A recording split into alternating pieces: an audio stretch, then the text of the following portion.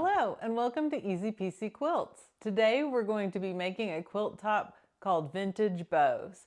I love antique quilt blocks and the bow tie quilt block is one of my favorites. I've combined it with a 9-patch block and an on-point construction to make the quilt top behind me. This one is made with art gallery fabrics. The collection is called Bedtime Stories, and I think it lends itself perfectly to a crib-size quilt. This is such a precious baby quilt. This pattern also comes in a throw size, a queen size, and a king size. So let's get started making the blocks.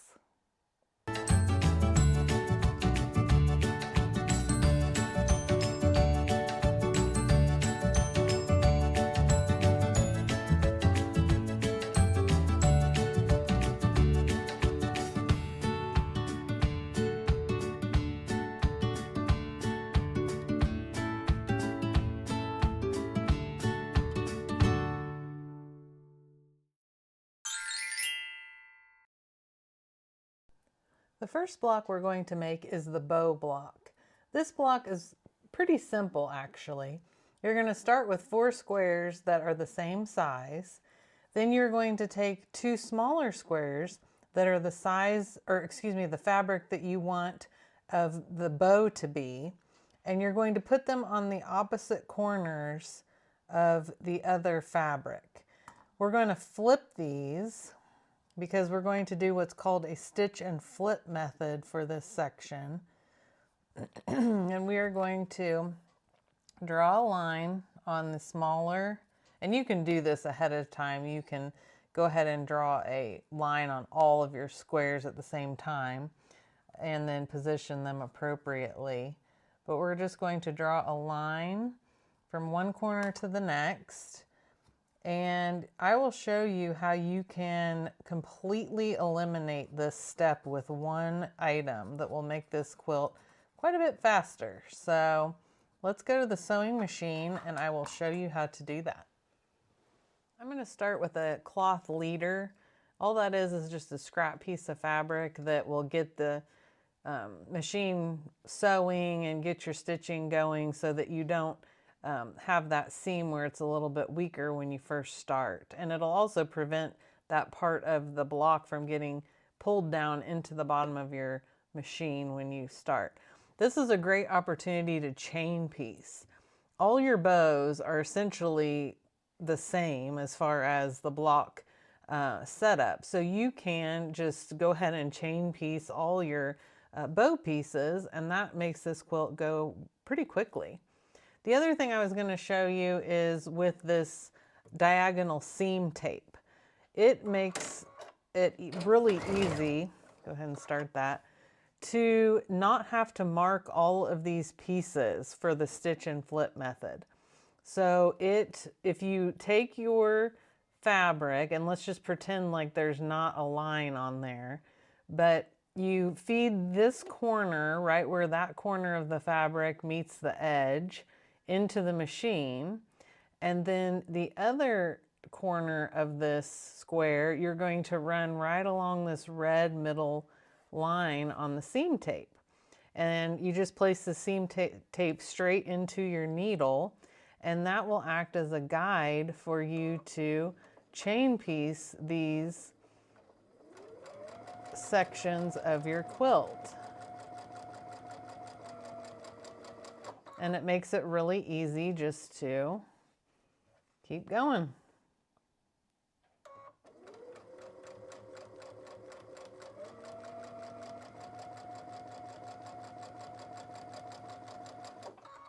So once you're done, your stitching should be on the line. Well, that one's a little off, but it'll be all right. And then we'll go ahead and trim these seams and we will line up our block.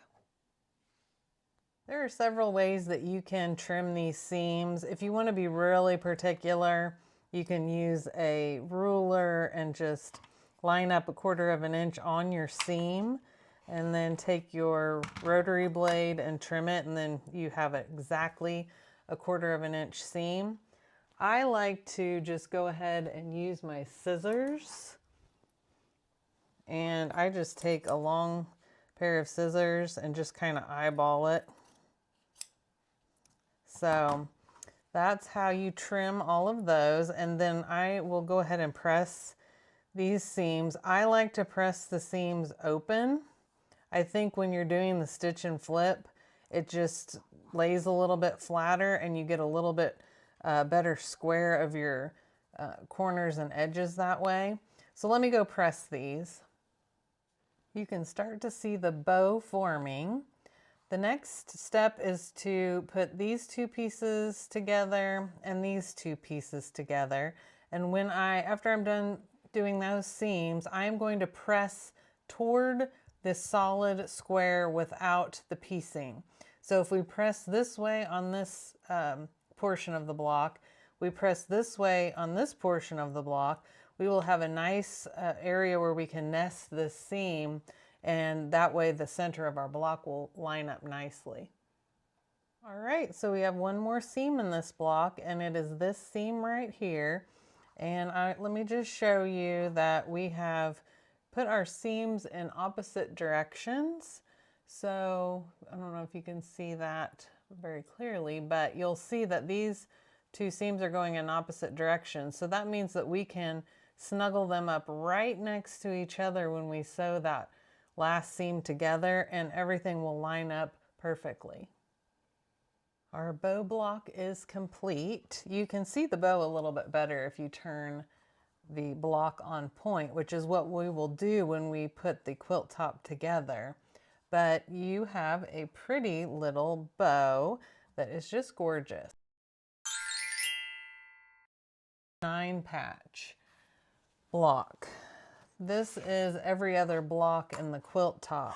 I have gone ahead and created strip sets because it is a lot faster to piece the strips together, and then we're going to cut our smaller pieces for our 9 patch.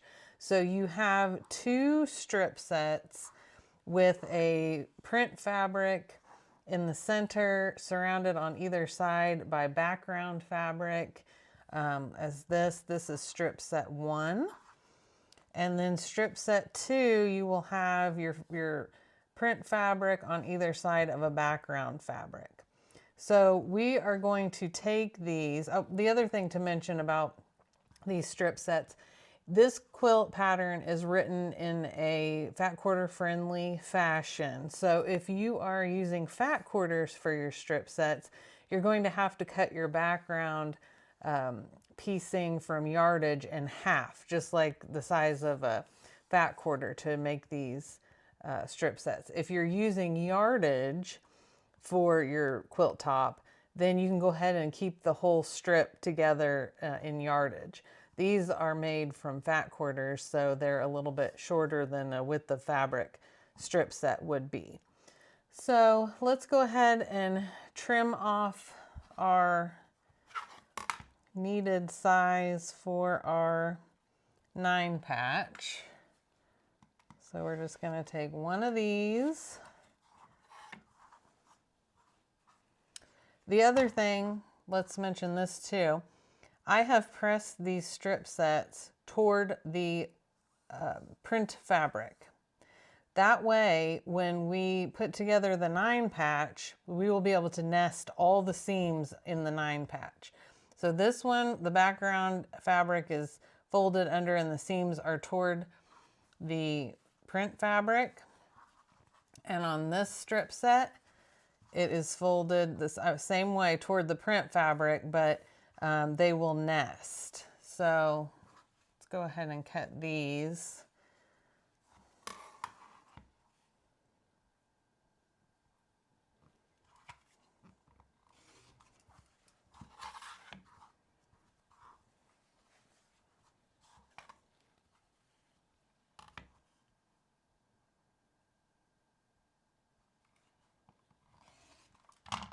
And you do not have to do these one at a time. Obviously, if I was making the whole quilt top again, I would be cutting all, this all at once. And you can even line them up like this and cut them all together, or you can place them on top of each other if you feel comfortable doing that, and then cutting multiple layers.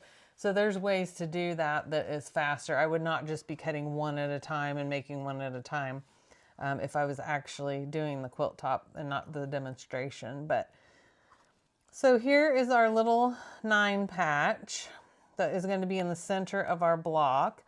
And let me flip this over so you can see that we are going to be nesting our seams. They are going in opposite directions. So that's going to make it easy for us to have pretty little corners and points on our 9 patch. So let me go ahead. This is pretty self-explanatory that we're just going to sew this seam and then we're going to sew this seam, and then we'll put the rest of the piecing on the outside of this block. There are 2 more steps to this block. We've got this pieced. We are going to place these 2 pieces on either side here. And now we're going to add the top and bottom piecing. Here is our finished 9 patch block. Now we have both of our blocks completed. There are side setting triangles on this quilt because it is an on-point quilt. So there will be a smaller square piece that will be the corners of your quilt top. And the sizes for all these are in the pattern. But for the 4 corners of the quilt, we're going to take that size square and we're going to cut from corner to corner. And that's going to give us our 4 corners of our quilt top. Obviously this is much smaller, but those are the 4 corners. And then the side setting triangles are going to be cut in this quilt top. Make sure all the sides are lined up of your fabric. I like to cut multiple layers of fabric when I'm doing this, and you can cut as many layers as you're comfortable with. Obviously I would have a sharp blade in my rotary cutter for this, but the side setting triangles are going to be cut in one direction, and we're going to leave all the pieces where they are, and then we're going to cut in the other. Let's move just a smidge here. Let's line that back up. They're going to be lined up from corner to corner in the other direction.